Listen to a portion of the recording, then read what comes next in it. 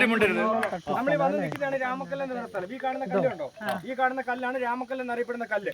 ഈ കല്ലിനെ ആസ്പദമാക്കിയാണ് രാമക്കൽമേട് എന്നുള്ള പേര് വന്നിരിക്കുന്നത്. അതായത് ഒരു ഐതിഹ്യത്താലാണ് രാമക്കൽമേട് എന്ന പേര് വരിക. വനവാസ കാലത്ത് രാമൻ സീതനെ അന്വേഷിച്ചു വന്നു, രാമൻ കയറിയെന്നും രാമന്റെ കാൽപാദം പതിഞ്ഞു എന്നൊക്കെയാണ് ഐതിഹ്യങ്ങൾ പറയുന്നത്. അങ്ങനെയാണ് രാമക്കൽമേട് പേര് വന്നിരിക്കുന്നത്. രാമന്റെ കാൽപാദം പതിഞ്ഞ സ്ഥലം, അതാണ് രാമക്കൽമേട് പേര് വന്നിരിക്കുന്നത്. പിന്നെ ഇപ്പോൾ രാമക്കൽമേട് ഒരുപാട് പ്രത്യേകതകളുണ്ട്. രാമക്കൽമേട് ഒന്നാമത്തെ പ്രത്യേകത എന്ന് പറഞ്ഞാൽ നമ്മൾ ഈ വന്ന് നിൽക്കുന്ന പോലെയല്ല, ഏഷ്യയിലെ തന്നെ ഏറ്റവും ശക്തിക്ക് കാറ്റ് വീശ സ്ഥലമാണ് രാമക്കൽമേട്. സെക്കൻഡുകളുടെ വ്യത്യാസത്തിൽ ദിശയില്ലാതെ 4 സൈഡിൽ നിന്ന് കാറ്റ് റൗണ്ട് ചെയ്തടിക്കും. നമ്മളൊരു 4 പേര് 5 പേര് തമ്മിൽ പിടിച്ച് നിന്നാൽ പോലും നമ്മളെ പറിച്ചു കളയും. അത്ര ശക്തിക്ക് കാറ്റ് വീശി ഏഷ്യയിലെ തന്നെ ഏറ്റവും ശക്തിക്ക് കാറ്റ് വീശ സ്ഥലമാണ് രാമക്കൽമേട്. രാമക്കൽമേടിന്റെ അടുത്ത പ്രത്യേകത ഇവിടുത്തെ മെയിൻ സൂയിസൈഡ് പോയിന്റ് ആണ് ഈ കല്ല്.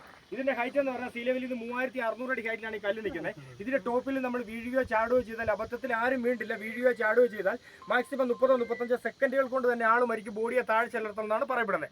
അത്ര കൃത്യമായിട്ട് പറയുന്നത് 16ഓളം ആൾക്കാർ സൂയിസൈഡ് ചെയ്ത സ്ഥലമാണ്.